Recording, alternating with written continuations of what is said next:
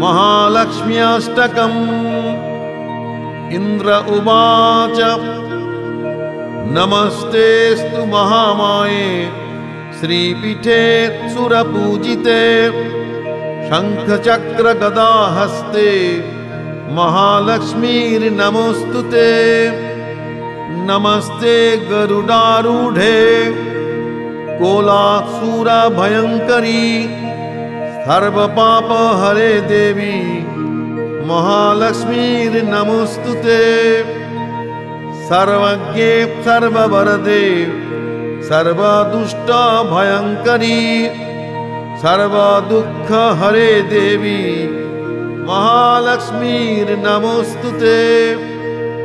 सिद्धिबुद्धिप्रदे देवी भुक्तिमुक्तिप्रदायिनी मन्त्रमूर्ते सदा देवी महालक्ष्मीर्नमोऽस्तुते।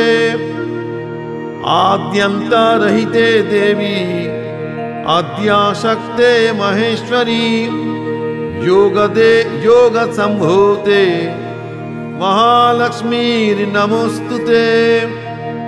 स्थूल सूक्ष्म महारौद्रे महाशक्ते महोदये महापाप हरे देवी महालक्ष्मीर्नमोऽस्तुते।